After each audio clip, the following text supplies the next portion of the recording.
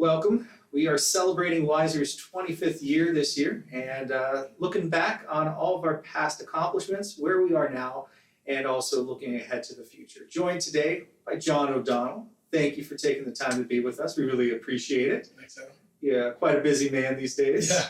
So could you tell us a little something about, I guess, your start in healthcare and simulation? Sure. Well, I grew up in the steel mills of Western Pennsylvania, in Sharon, Pennsylvania, and my dad was a steel worker. But I went on to nursing school, got my bachelor's degree in 1983 from Carlow College, now university.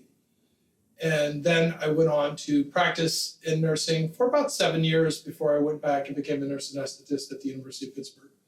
I was actually in the very first class of their master's program, and took a position afterwards at UPMC and also worked as an Army reservist. And I was deployed to Madigan Army Medical Center and Walter Reed primarily during my Army career for 2 or 3 week stints. And in both my anesthesia training and during my time in the Army, it became really clear that training with simulators and simulation work was going to be a big part of my overall career. Somewhere around 1994, 1995, I was working as a CRNA at what is now gone, a hospital that was absorbed by UPMC Presbyterian Pioneer Institute with Dr. John Schaefer, who was the very first director of Wiser. And John and I worked side by side clinically, and he encouraged me to come and see the simulator that Laerdal had produced, but he had a big hand in its airway and some of the other device features.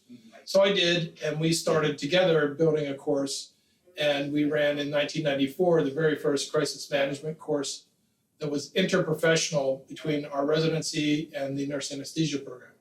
And in fact, last Friday, I had a chance to teach it again for the 25th year. Wow. And I was talking to one of the residents, and I said, what were you doing in 1994? And he was like, I was 5. Yes. And I said, well, I was teaching this course. Yes. And that gave us both a little bit of perspective that I think was valuable. And since I became the anesthesia program director in 1994-95, I've been at Pitt as the director of the nurse anesthesia program since then. And simulation education is a core component of our program, and probably one of the top reasons why we continue to be ranked in the top 10 in the country.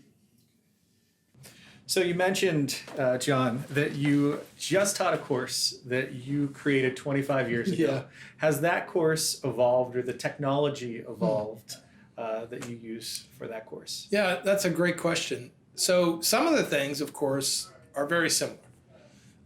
The interaction of team members, the team dynamics, the principles of crisis leadership training, mainly around things that we today now talk about as team steps kind of things, like situational awareness and mutual support and leadership and how to be a better member of the team to support the leader towards better patient care.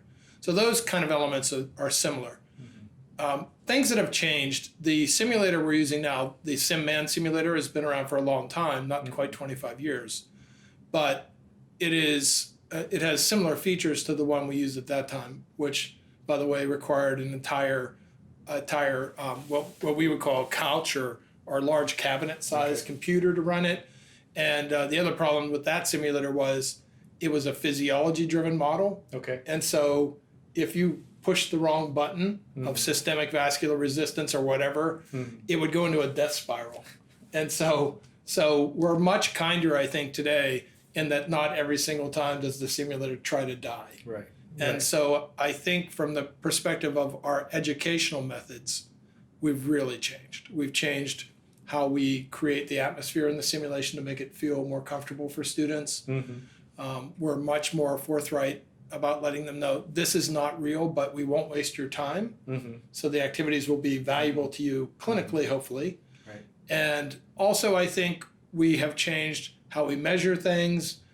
And certainly we've changed in the different clinical scenarios because medicine has, in the past 25 years, evolved a lot. Anesthesia, maybe not so much as far as medications, but certainly understanding of better approaches. And so those are emphasized in the course as well. Situation. So can you talk a little bit, I guess, about why you think that Wiser has become so integrated in the health sciences at the University of Pittsburgh, and how Wiser has become so integral to patient safety with UPMC. Right. So Wiser is, I think, iconic, not only within our system, because when you take a Wiser course, everyone now knows what that means from a quality and safety perspective. Mm-hmm. But I think Wiser is not just iconic here, but it's iconic across the world. Mm-hmm. As you know, we have many international fellows. People flock here Yes. and pay to be here Mm-hmm. from around the world because we have been leading for 25 years. Mm-hmm.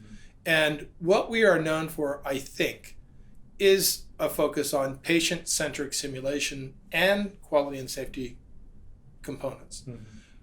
I would answer your question more fully by saying that when we think about why Wiser is so intrinsic, it is because we have a sustained effort with a continuous focus on patient safety and quality, and the health system has recognized the value of that. Mm-hmm. While at the same time, simulation in general is the most innovative component in the evolution of medical, nursing, and other health science education Mm-hmm. in that same 25-year window. Mm-hmm. So I think what we're really seeing is a convergence, and Wiser, as an iconic simulation center here and within our own system, Mm-hmm. is seen as the leader Mm-hmm. and the coordinator of those quality and safety efforts, where we think that training of providers and offering them experiences in a simulation lab, which will help them be better with patient care, Mm-hmm. is now accepted here. Mm-hmm. When we started, that was not the case. Yeah.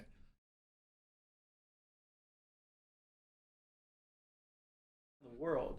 What are some moments that stand out to you working with Wiser Yes.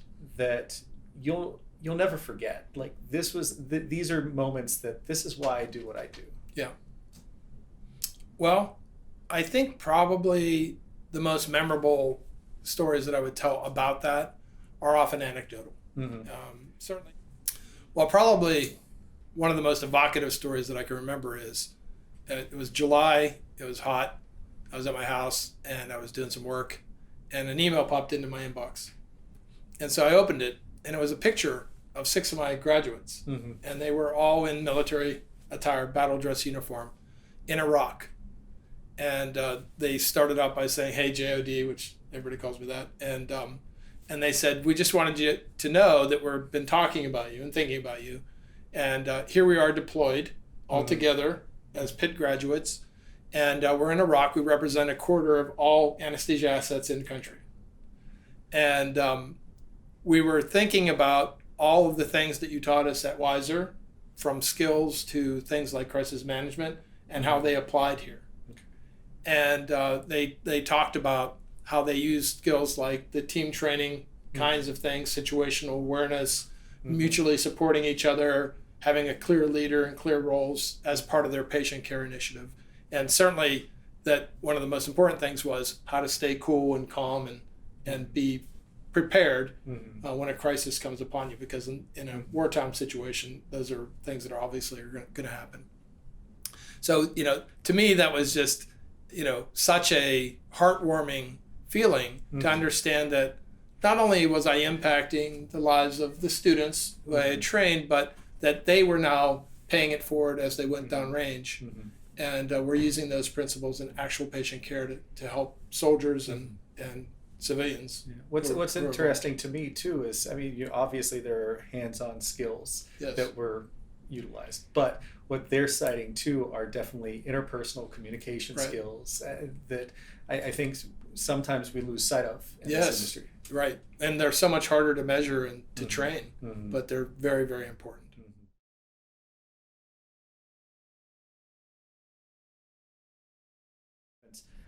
Thinking forward, what do you see as the future of Wiser, and then the bigger picture, future of simulation? Wow, those are big questions. Well, first off, I believe in Wiser. I think as an institute of the university, it's truly a jewel. And I think it's going to receive increasing focus as a way to have targeted training Mm-hmm. with input from our quality and safety departments. Mm-hmm. For example, we're now doing code evaluation work Mm-hmm. where we're sending our simulators out into the hospitals And instead of focusing on a training mission, and there is some training component to that, of course, but more importantly, we're assessing hospital readiness to manage a code. And we're evaluating whether or not the steps being taken as the code evolves are correct steps or not, and whether or not the timing is correct, and whether it's fast enough, and things along those lines, including some of those team things that we've talked about, the communication elements and so forth. And so I think that we're going to see additional work in that area. When we took Children's Hospital and moved it from Oakland to Lawrenceville, one of the ways that that hospital was evaluated and the care processes validated was by taking simulators there and having practitioners practice their care routines. And so those kind of probes to hospital building, to new environments, to the system itself, I think are going to be things that Weiser is going to continue to do, along with training of all the healthcare students, along with practicing professionals, which I think is probably going to be bigger and bigger in the future. We're really going to go deep in those domains. Was there any technology that you saw at IMSH this past year that stood out to you? And I'm not necessarily saying any specific brand, but like any direction. I think probably most impactful were not advances in simulators. Certainly there are those. But I think that the advancement in the areas of augmented and virtual reality are going to fill a gap that we haven't been able to fill. And so, for example, I have a couple doctoral students now who are working on a project with a VR company, which is which has the ability to actually go to the unit where they would want to do, for example, a training, take digital pictures of the unit, mock that up within a virtual world, and you can have numerous avatars work within there. And one of the students is doing a project so that they could mock up a whole code card, and nurses or whoever had to use the code card would be able to go in and see what everything was in there, physically actually be able to pick up vials and so forth, and draw them up and administer them.